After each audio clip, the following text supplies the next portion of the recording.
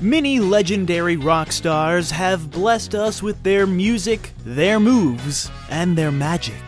But nobody could move like David Lee Roth, the lead singer of Van Halen. Well, the first one. He was like a rock and roll ninja on stage. Frickin' acrobatic. A man who truly embraced the label of rock star. Always experimenting with his voice, and his body, and drugs. But yeah, this guy's vocals, well, they have the power to scream like a drug-fueled wildcat making a fresh kill. And all that spandex. So much spandex. And so much hair. And so much drugs. And sex. And rock and roll. But hey, that's the life. Right, everybody? I don't know. But yeah, he fully embraced that life to the point where it broke him. It made him crazy. Rumor has it David Lee Roth would literally go crazy.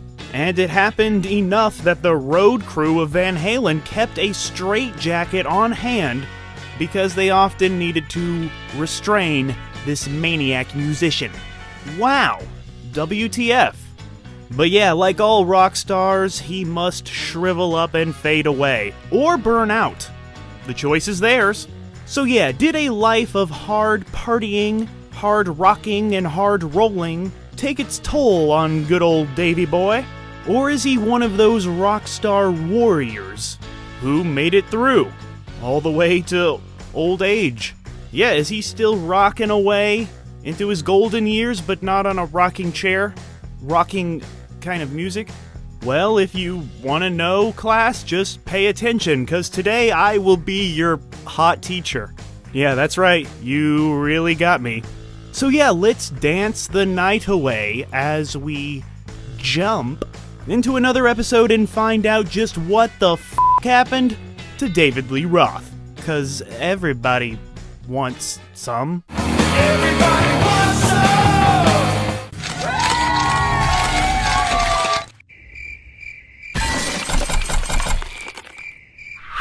But to truly understand what the f*** happened to David Lee Roth, we must begin at the beginning, and the beginning began when he was born on his birthday, 1954, Indiana, but he grew up in California. It may come as no surprise that little David Lee Roth was a bit of a problem child, and his parents would send him to therapy as well as a horse ranch for troubled teens to help calm down his eccentric behavior.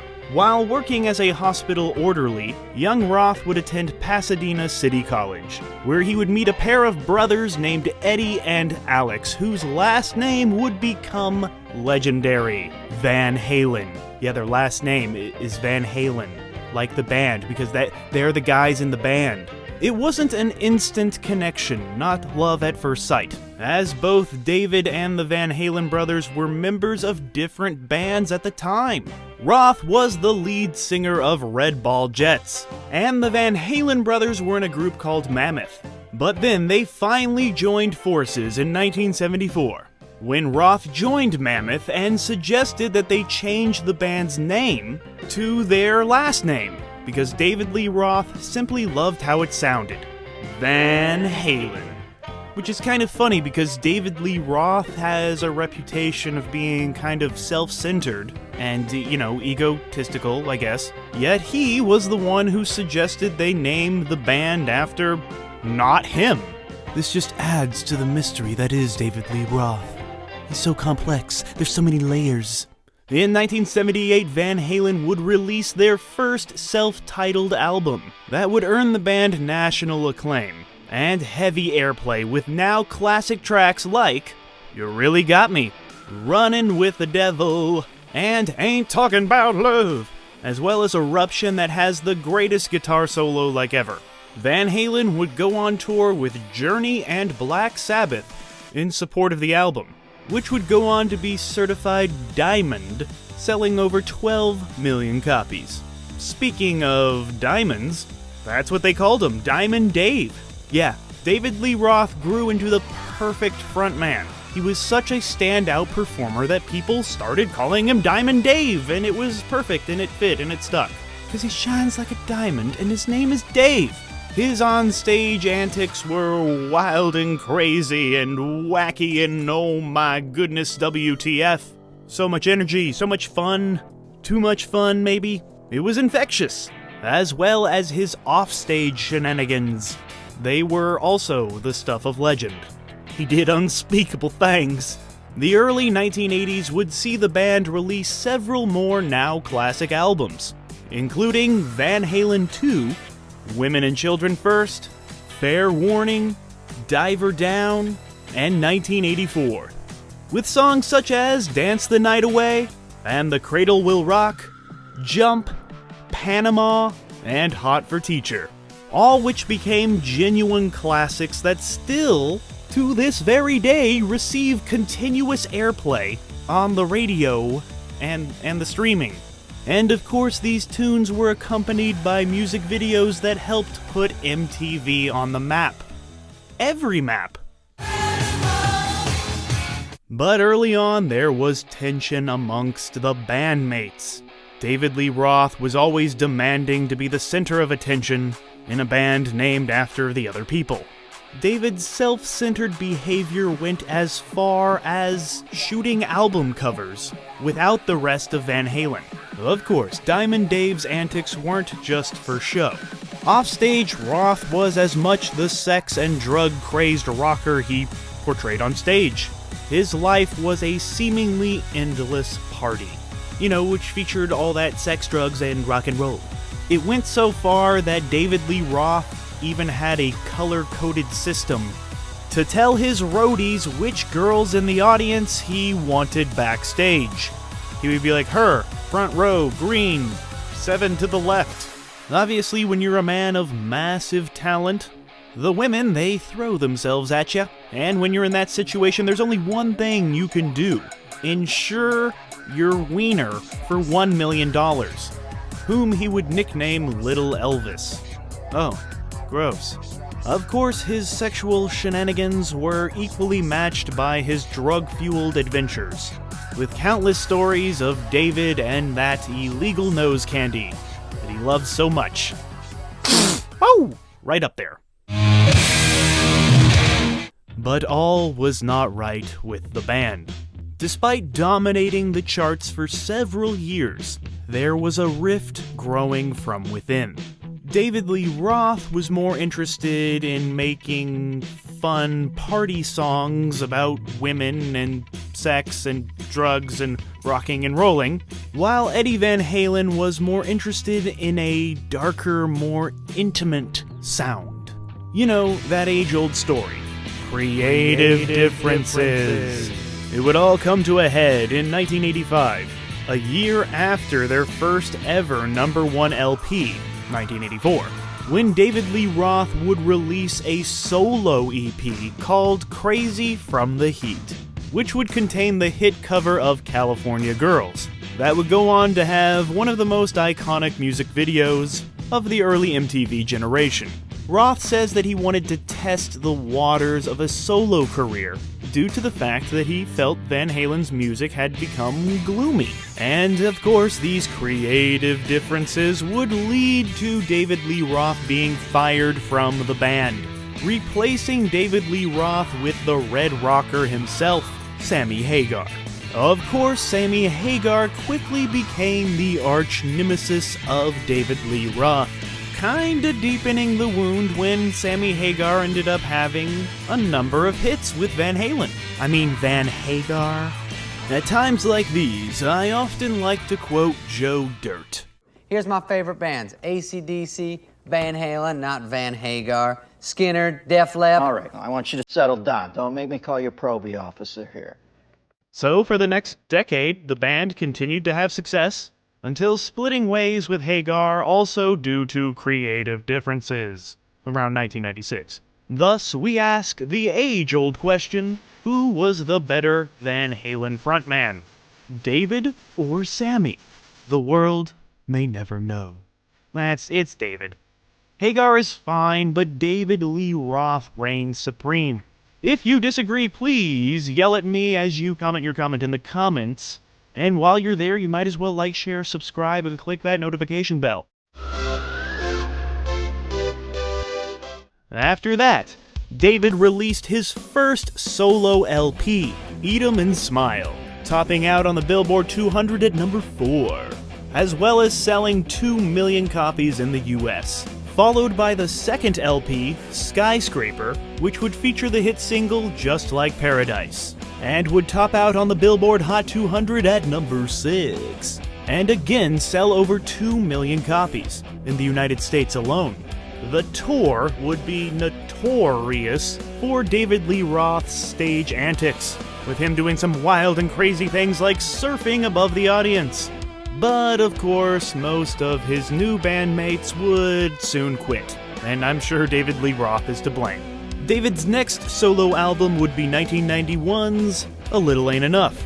That would only chart at number 18 on the Billboard Hot 200, yet still achieve gold status, which is 500,000 units sold. Still pretty good, but not good enough. The slow climb down the charts for Roth was showing the changing of the landscape in terms of the popular music that the cool kids were listening to. David Lee Roth's style of fun hard rock was fading away as the rise of darker grunge stuff, like Nirvana and Soundgarden, that would begin to dominate the airwaves. This change in the times would become even more obvious when in 1994, David Lee Roth would release his next solo album titled Your Filthy Little Mouth, which would only reach number 78 on the charts, and would be his first solo album to fail to achieve any type of recognition like gold, silver, or platinum. It didn't win any of those medals at the Music Olympics. His next album wouldn't fare any better. After being dropped by Warner Brother Records, David Lee Roth would release DLR Band, which would only chart at 172 on the Billboard 200, and sell a underwhelming 51,000 albums. A far cry from the 12 million he was selling in the days of old, the good old days. After that, David Lee Roth would release just one more solo album, 2003's Diamond Dave, which failed to even chart the Billboard 200. Womp womp. Also, around this time, the impossible possibled when the mortal enemies, David Lee Roth and Sammy Hagar, went on tour together. These aging rockers put on quite the show that was kind of desperate yet kind of awesome at the same time. Some may think that this means these rival frontmen had buried the hatchet, but no. David and Sammy completely avoided each other. Despite both being legendary singers from Van Halen, they claim to have nothing in common. Where you at with David Lee Roth? And the reason I ask... Nowhere. I've never been friends with Dave. I never even knew him. I went on tour. Him and I went to tour together, and we did huge business, but we never spoke. It would be like, he's a weird guy. In 2004, you may have noticed a certain rock star sitting at the poker table in an episode of The Sopranos. Well, do you know who that rock star was? Do you know? Can you guess? It was David Lee Roth. Look at it. Also, in 2013, for some reason, he was in a Japanese short film called Tokyo Story. Yet the biggest story of Roth's later resume was when he and former bandmates Eddie and Alex Van Halen reunited and became best friends forever again, burying all those hatchets. So many hatchets were buried. So yeah, David Lee Roth rejoined Van Halen in 2007 and went on a 40-date arena tour. This tour would commence in September of 2007 and end in June 2008 and rack up a band record $93 million worth of ticket sales. A few years later, Van Halen would release what would ultimately become their final album, A Different Kind of Truth, with David Lee Roth triumphantly returning as the frontman. The album debuted at number 2 on the Billboard charts. David Lee Roth and the rest of the guys of Van Halen proved that they could still rock. In 2015, Van Halen would perform for the first time ever on American television on the Jimmy Kimmel Live show. However, in true David Lee Roth fashion, the show had a few hiccups, including Roth cracking his nose while on stage, and needing medical assistance.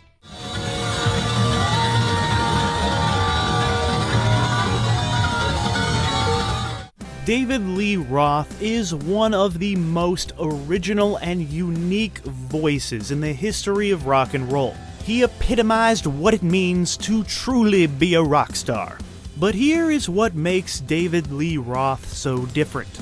In the late 90s, when he was still one of the most recognizable rock stars on the planet, in his free time, he would train as an emergency medical technician in New York City, a license he maintains to this very day. Can you imagine having a medical emergency? And as these medical professionals are loading you into the ambulance, you look up and you see the face of the former lead singer of Van Halen, and he's checking your vitals and stuff. David Lee Roth is also a master martial artist, apparently. You know what? Yeah, a skill that he brought to the stage. He trained in several forms of martial arts since he was 12 years old. Just think about this for a second. David Lee Roth is a Brazilian jiu-jitsu trained, emergency medical technician, global legendary rock star. All of that is on his resume.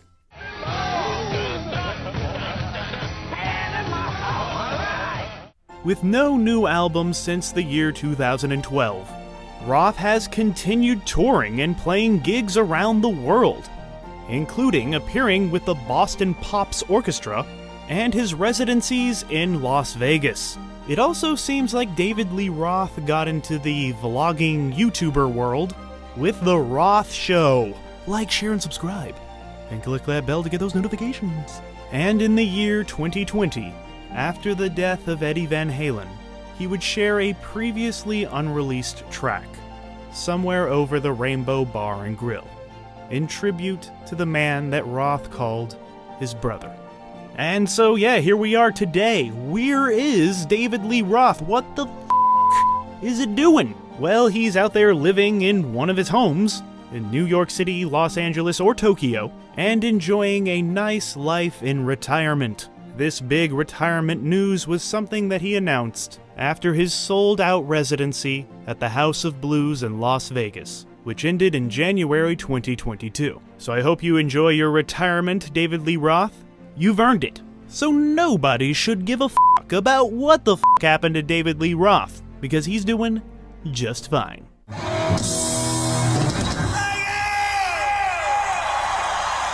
Before we continue with our video, here's a reminder to click the Store tab on any of our JoBlo channels and browse our collection of the latest and freshest designs in our merch store. Go get you some. Few voices in the world are as distinct as that of Guns N' Roses frontman Axl Rose, able to hit the lowest of low notes before belting out the highest of high-pitched screams. And it's freaking beautiful. He is the definition of a rock star. But not every story told of one William Bruce Rose Jr. is a good one. An often violent diva-esque attitude and a public spat with his bandmates have dominated headlines for the better part of 25 years. His controversial lyrics and his controversial behavior were the bullets and sunshine to his Guns N' Roses. He led one of the hardest rocking bands ever and brought a new life to that genre. Axl had the face of an angel and the voice of a demon. Now he has the face of a larger angel who's had some work done. And he still has the vocal cords of a demon, but this particular demon has been through some stuff. But all of our outward appearances change over the years, so the real question is, did Axl's soul change? Is he still the rock legend we all remember? And was his appetite for destruction a little too destructive? Did Axl Rose rock too hard? And is there such a thing as rocking too hard? It's time we find out just what the f*** happened to Axl Rose.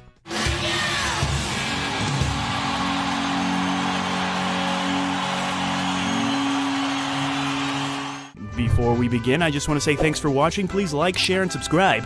Make sure to click that bell to get those notifications. Now it's time to get back to the show. But to truly understand what the f*** happened to Axl Rose, we must begin at the beginning, and the beginning began when he was born on his birthday, 1962, Lafayette, Indiana. He grew up in a home without rock and roll, you know, 'cause it's the devil's music. Only church choir tunes were allowed in Axl's hellish home. His childhood was full of horrible, unspeakable abuse, which most likely led young Axl down a dark path. Rose would begin getting into trouble, being arrested over 20 times in Lafayette, on charges ranging from public intoxication to battery, and would serve time in the local prison for as much as 3 months at a time. Authorities got so sick of seeing Axl Rose in court that they threatened to charge him as a habitual criminal, which would mean some serious jail time.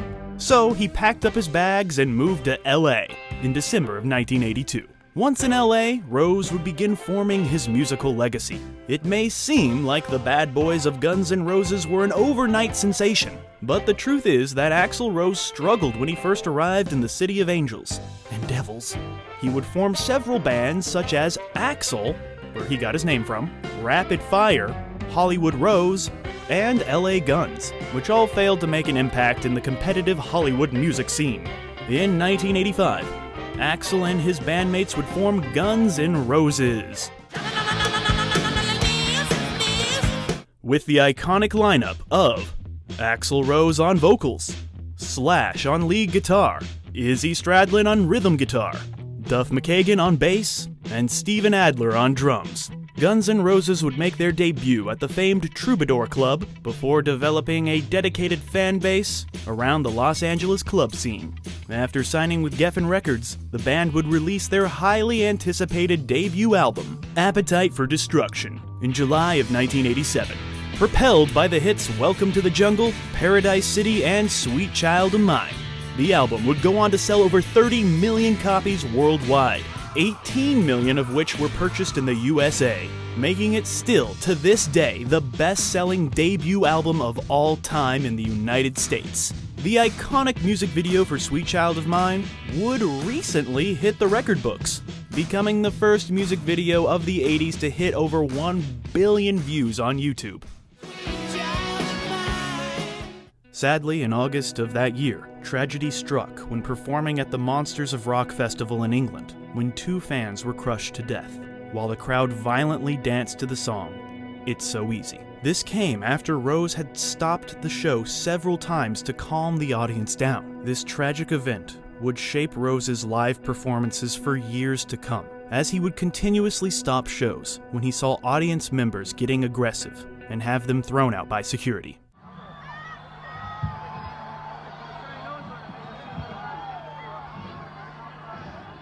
By the late 80s, Axl Rose was highly regarded as one of the best frontmen in rock and roll history. He was often described as the finest rock singer currently on the scene. His vocal range was absolutely unbelievable.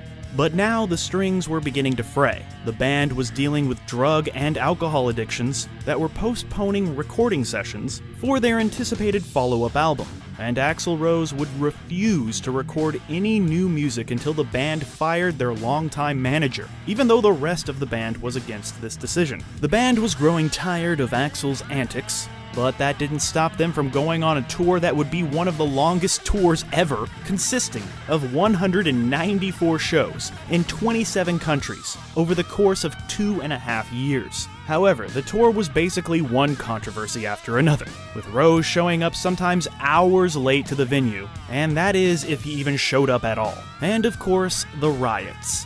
One of which happened when Axl Rose spotted a fan taking pictures of the show in the audience. He asked security to apprehend the man, but nothing happened. So Axl Rose took care of business himself and jumped into the audience, took the camera, got back on stage, and said, "Thanks for the lame-ass security.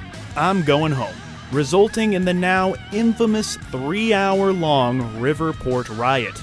Rose would be charged with inciting the riot and found guilty of property damage and assault, and was fined $50,000 with 2 years of probation. Such a bad boy.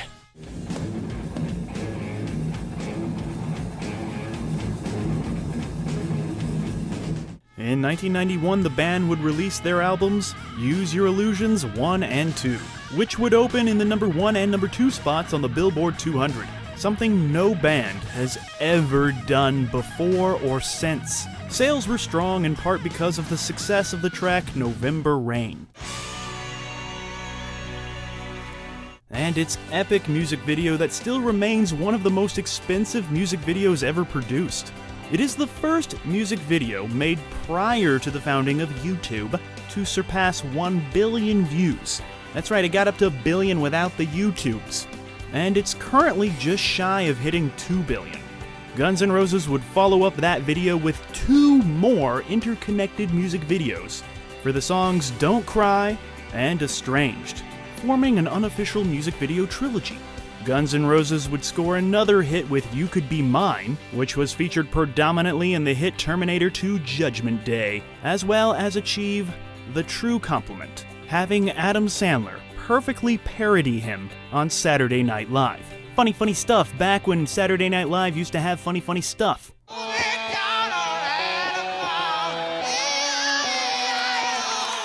In 1993, Guns N' Roses would release the cover album, The Spaghetti Incident. The album would feature a hidden track titled Look at Your Game Girl, written by Charles Manson. Slash would say that they recorded the song in a bit of black humor, but never really thought about how offensive it would be to people. The band would go on to remove the track from the album, and they gave some money to some charities, and gave some money to the families of the victims of the Manson murders. The album, The Spaghetti Incident, would go on to be the worst-selling album of the band's career, with just over 1 million copies sold to date. The dismantling of Guns N' Roses made headlines everywhere, though it didn't happen all at once. Axl Rose would leave the band in 1995 and form a new Guns N' Roses, as he retained the rights to the band's name. Yet by the late 1990s, the band had failed to release any new material or tour in several years, with Axl Rose being called the Howard Hughes of rock and roll, as he was rarely seen in public. He would have a rotating lineup of musicians come to his mansion in Malibu, where he would meticulously work on his next album, an album that, as time went on, would become more myth than anything else. Axl Rose would resurface in 2001 at the Rock in Rio 3 Fest, with several new members in his band, including the legendary guitarist Buckethead. He wears a bucket on his head.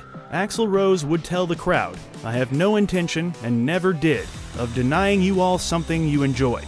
He followed that up by making a surprise appearance at the closing act of the 2002 Video Music Awards. Man, I remember watching that, and I was really excited to see the return of Axl, even though he looked, different. New face, new Axl, but same Axl at the same time. Yet by November, old Axl Rose was up to his old shenanigans when he failed to show up at a concert in Vancouver, resulting in another riot. Us Guns N' Roses fans, we really like to riot, don't we? It's the only way to solve things! Axl Rose would again go back into hiding, working on a top-secret project.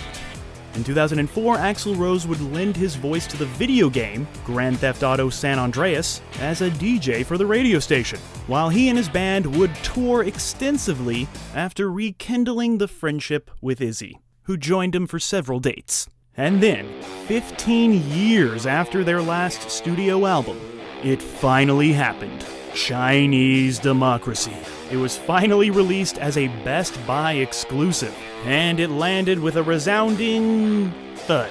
It had been built up so much that when it finally happened, we just didn't know what to do with it. Only managed to sell 261,000 copies in its first week of release, and then just kind of came and went. I know a lot of people are hard on Chinese Democracy, but I don't think it's that bad. It's kind of rockin'. I don't know if it's worth 15 years of work and waiting, but, you know, it's not bad.